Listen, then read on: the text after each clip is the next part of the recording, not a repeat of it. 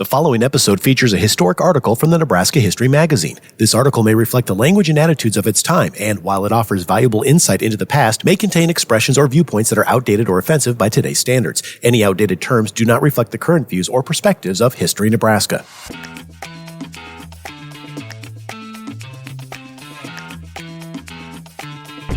Welcome to the Nebraska History Podcast. I'm your host, Chris Goforth. Each episode, we explore articles written and published in the Nebraska History magazine. On this episode, we look back at the article written in 1983 by Nellie Snyder Yost. Today, let's look back at the history of Nebraska's scholarly athlete, Louise Pound.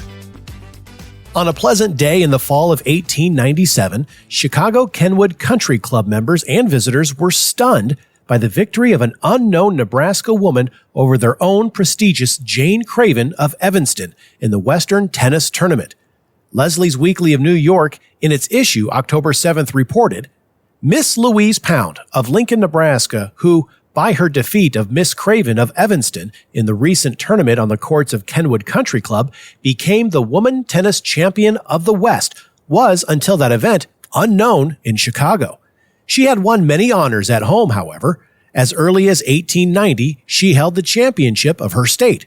Miss Craven, who had defended the Silver Cup for one season, was regarded by her friends as a sure winner, and they considered the trophy practically hers. When, however, they saw this unknown girl from the West defeat Miss Atkinson, holder of the Triple Championship, they began to fear that their favorite would have to struggle desperately to retain her honors. Their fears were well-grounded, as the event proved. Whether Miss Craven did her best is not certain, but certain it is that she was fairly outplayed at every stage of the game, with the exception of a brief interval at the beginning of the last set. Miss Pound has hardly a rival in her native place in the art of skating and has won many prizes in bicycling. The last two sentences in the report seem patronizing. Why wouldn't Miss Craven play her best in defending her title? And the allusion to Miss Pound's, quote, native place probably indicates that in those days, Nebraska seemed to be barely heard of or from insophisticated circles.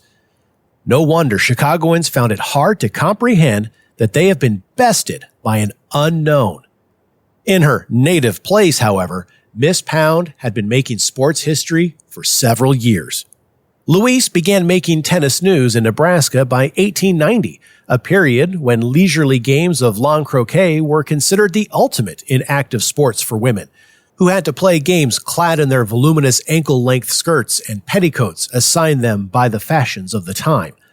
A photo of Louise Pound in an 1890s tennis costume was published in the October 7th, 1897 Leslie's Weekly. Croquet, however, was much too tame for Louise, who, by the time she was 14, was a master of the mallet and ball game. She turned to tennis, a game of much greater difficulty which challenged her athletic abilities. She never took lessons and did not usually enter tournaments unless they happened to be in progress near where she was and at a time convenient to her.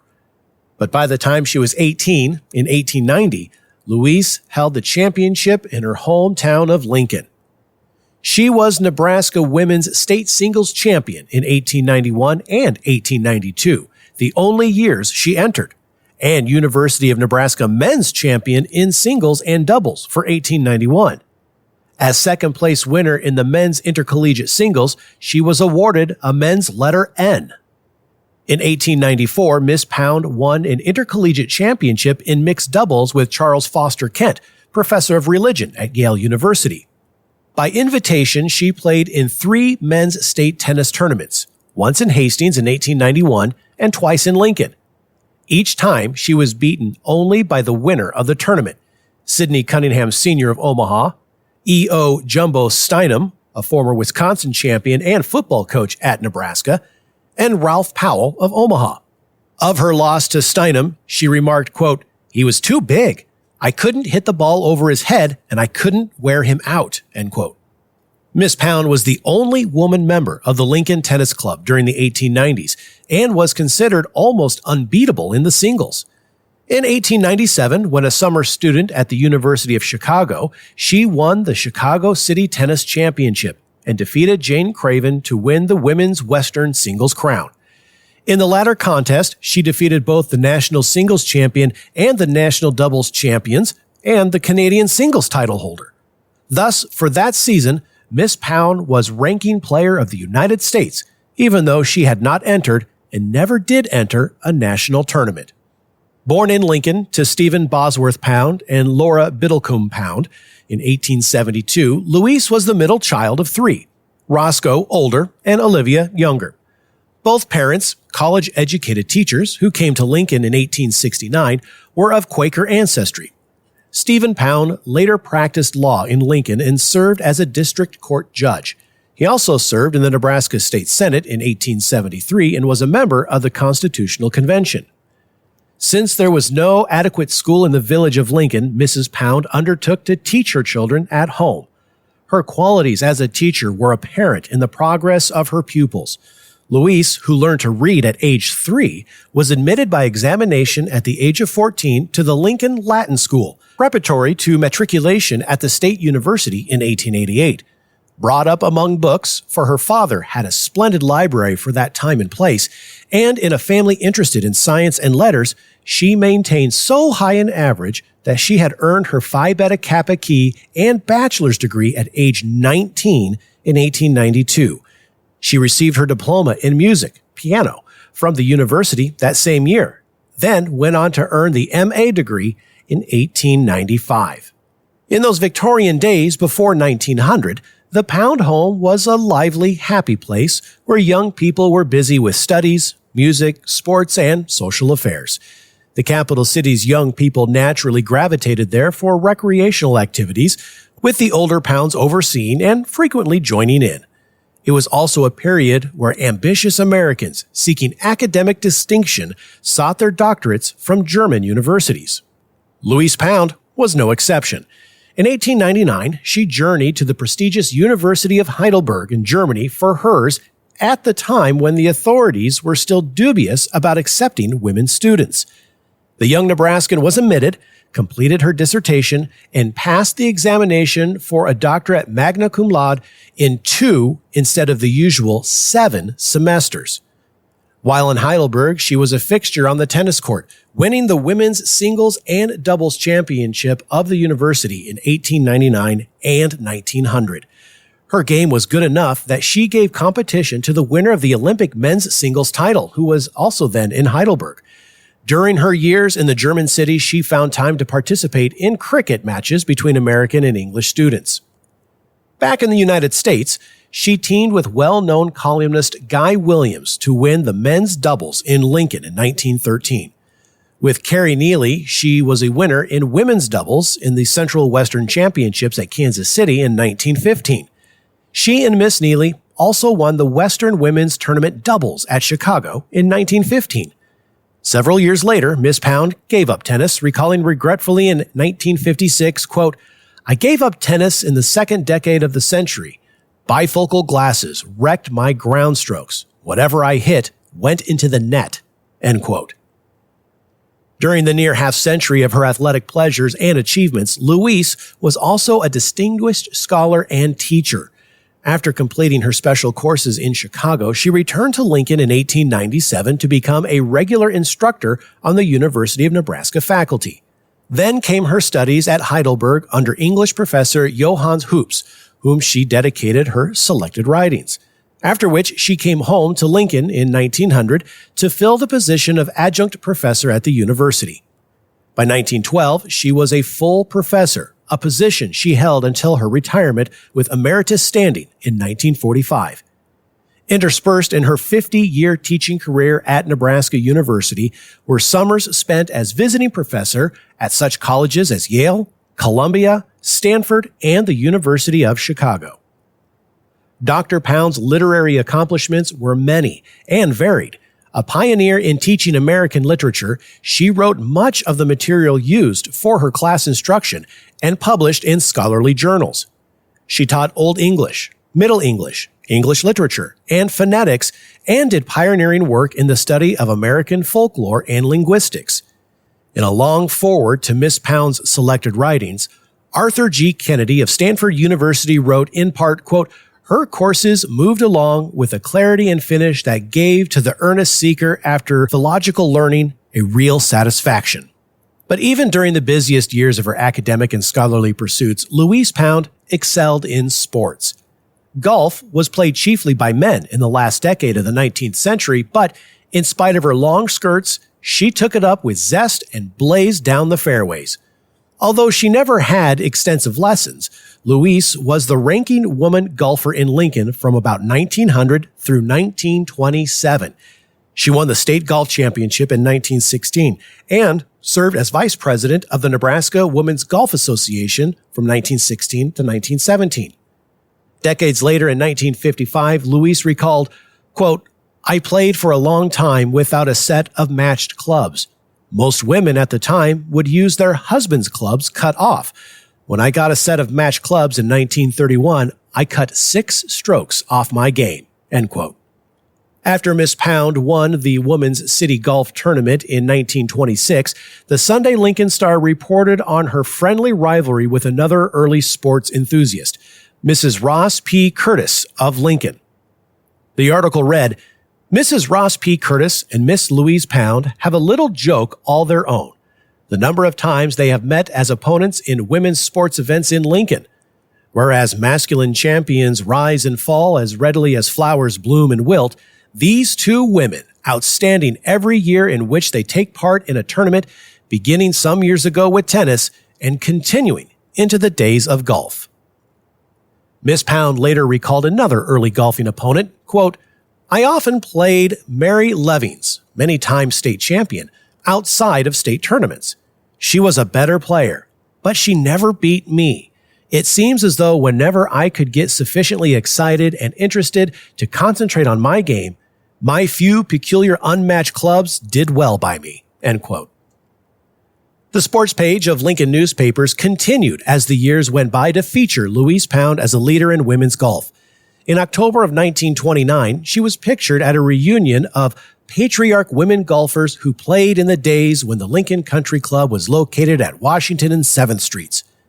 The reunion luncheon featured Mrs. Curtis and Miss Pound at the Ultra Patriarchs in the places of honor at the end of the table. In September of 1935, the first inaugural women's golf powwow was held at the Lincoln Country Club. Guests were invited to appear in costume, and as a Journal Star photo attests, Miss Louise Pound in a Nebraska football suit and a plumed hat made a dashing figure. Miss Pound abandoned golf in the 1930s to finish a book to which she was committed, and for no particular reason did not take it up again. Perhaps it was no longer challenging her as it once had, for she remarked, quote, "Golf seems to be getting sissier. I see them riding around the course in electric carts now," end quote. Miss Pound was also active in promoting women's sports at the University of Nebraska during her long teaching career there. She organized a girls' military company and equipped its members with 1880 Springfield rifles. First introduced to Nebraska University's sophomore gymnasium classes in 1896, the new sport of basketball was adopted by Miss Pound with characteristic enthusiasm. A varsity team from Nebraska played at the 6th Annual Gymnasium Exhibition in the spring of 1897. Later that year, Louise, then a graduate student, captained the Nebraska women's team against a Council Bluffs, Iowa team. With Miss Pound acting at various times as manager, co-captain, and player, the basketball team participated in various intercollegiate and other matches from 1897 through 1907. The Nebraska women won games with Missouri University, Minnesota University, the Omaha YWCA, Peru Nebraska Normal, and the Haskell Institute Indian women from Lawrence, Kansas. Recalled Miss Pound, quote, "Those events were great fun. The last game we played was with Minnesota in 1910. In the audience of 5,000 people were the governor of Minnesota and the university band. Yes, we won," end quote. Regretfully, she continued, quote, "We had to stop the basketball games, finally because the dean of women thought such activity inadvisable for the girls' health," end quote. But Miss Pound believed throughout her scholastic and teaching career that women's athletics and women's scholarship were compatible. Quote, "When I coached the girls' basketball team for Nebraska, I had 3 Phi Beta Kappas on the team. They kept their heads better, end quote. Cycling, popular in the 1890s, saw almost everybody taking to wheels. Although Louise owned one of the first bicycles in Lincoln, hers was not used for leisurely rides in shady streets and parks. Instead, it helped her to get about faster to private tennis courts to organize and supervise tournaments. As the bicycling fad spread, so did the organization of century clubs, groups of cyclists who had ridden 100 continuous miles in a single day. Louise earned her first Century Road Club bar in 1895 and her second in 1896, along with a Rambler Gold Medal for riding 5,000 miles in 1 year. The latter feat entitled her to membership in the Century Road Club of America. Louise also enjoyed roller skating. The Pound papers at the Nebraska State Archives include a whimsical contract dated August 19, 1908, between Louise Pound, expert of the first part, and university rhetoric instructor Marguerite McPhee, inexpert of the second part, which attests to Miss Pound's prowess. The contract stipulates the following: that Louise travel on roller skates, seeking assistance neither from wheelbarrows, infant carriages, or streetcars from 1632 L Street, the Pound residence, to 1801 South 17th Street during the month of August on one of the following days, August 17th through September 1st, inclusive between the hours of 8 a.m. and 8 p.m., having made the whole trip on roller skates, skating neither behind nor in nor being seated nor standing in any sort of vehicle, carriage or automobile, whether run by gasoline or electricity, or by hand or foot. And in token of good faith, the party of the first part, Louise Pound, expert, shall be given to one of the witnesses of this document, possession of the key of the above-mentioned skates from the moment of departure from 1632 L Street until her arrival at 1802 South 17th Street. And the said party of the second part, Marguerite McPhee, inexpert, in consideration of the prompt fulfillment on the part of the party of the first part, contracts and agrees with said Louise Pound, expert, to pay into her hands 1 7-layer cake that shall contain at least 3 eggs, 1/2 cup of milk, 1/2 cup of butter, 1½ cups of sugar, 1½ cups of flour, 1 heaping teaspoon of baking powder. It shall be baked in an oven until done. It shall be neither burned nor soggy. The layers shall be at least 9 inches in diameter and 3/4 of an inch in thickness. Between the layers, there will be a filling of chocolate. This cake is to be made by the said Marguerite McPhee, inexpert, without the aid of any person or persons. A skilled figure skater, Louise was one of the first women to swish her long skirts on Lincoln rinks and ponds. Area ponds were too small for distance skating, but she learned the Maltese cross backwards, the double Philadelphia grapevine, the on to Richmond, knitting, waltz, and two-step, mostly out of a book. Racing was impossible in such tiny areas, so she had to cut figures. She was encouraged in her skating by college football player Orley Thorpe and J.D. Lau of Lincoln. Thomas McKay, manager of the Lincoln Ball Club and an expert roller skater, demonstrated dance steps. In a 1945 interview granted to former student Evelyn Simpson, she was still able to demonstrate the moves of the on the Richmond. Quote, "You skate on the outside of the blade. The left foot comes around here in the back like this, sort of a reverse Dutch roll, and there you are. I remember when Dorothy Canfield Fisher was just a little girl in prep school, and she'd sometimes skate with me," end quote. Should be noted, James A. Canfield, Dorothy's father, was an early chancellor of the University of Nebraska. Miss Pound's first teaching assignment at NU, Anglo-Saxon to 80 sophomore students, came under Chancellor Canfield. With another woman enthusiast, Louise introduced skiing to the Lincoln area with a pair of skis imported from Sweden. "There were a few hills in the city," she recalled, "and we tried them all." Louise also enjoyed coaching softball, bowling, horseback riding, and swimming. She, at one time, held the high diving record, presumably a Lincoln record. In February of 1955, at the age of 82, Miss Pound was elected the 14th member of the Lincoln Journal's Nebraska Sports Hall of Fame, the first woman to be so honored. Preceding Miss Pound in the Journal's Nebraska Sports Hall of Fame were Grover Cleveland Alexander, Ed Weir, Johnny Goodman, Sam Crawford, Roland Locke, Johnny Bender, Clarence Mitchell, Vic Halligan, Joe Stetcher, Walter Dobbins, and others. She was chosen by a committee of Keith Neville of North Platte, Dr. Ted Riddle of Scotts Bluff, Don McClay of Fairbury, Jerry Lee of Lincoln, and Dick Becker of Lincoln. The journal noted that Miss Pound was still an avid sports fan who saw all the Husker football games for over 30 years and has her own ideas on all sports. Roscoe Pound, internationally known legal expert and dean of Harvard Law School, once said of his sister, quote, "I should explain that my native state, Nebraska, I am best known as Louise Pound's brother," end quote. His splendid tribute to My Sister Louise appeared on the front page of the Boston Sunday Globe on June 30th, 1957, her 85th birthday. Of her athletic accomplishments, he wrote that she had excelled in all active outdoor sports due to an inherited skill at games. Their father, he explained, had played baseball in college and was a fine athlete. He continued in the article, "Louise could pitch a good curveball and could bat, throw, and field with the best of us.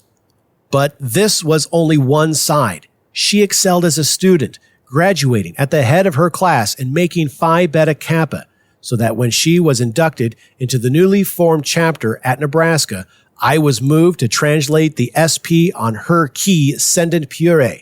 Let the boys go back and sit down." From the beginning, she had always taken first place in everything she has ever undertaken, and she has undertaken about everything worthwhile which an active, ambitious, and talented woman could ever try her hand at.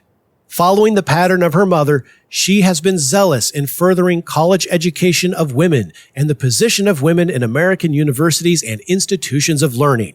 She has devoted followers and generations of women students. With all, she has taken a leading part in the life of the community in social and public activities of every sort and has long been recognized as a champion of every worthy educational enterprise. At 85, she is still active in good works on every hand. With her sister Olivia, retired Lincoln High School principal for girls, she continued to attend meetings of various societies and clubs and to lecture and write as always. At a meeting of the Nebraska Writers Guild, the sisters were urged by an out-of-town friend to make an overnight visit to her home. Quote, "We'll come," Louise promised, "if Alexander's sitter is free to stay with him," end quote. Alexander, she explained, was their cat, and there was only one woman he would tolerate as a sitter. Quote, "So we do not accept invitations unless she can come sit with him.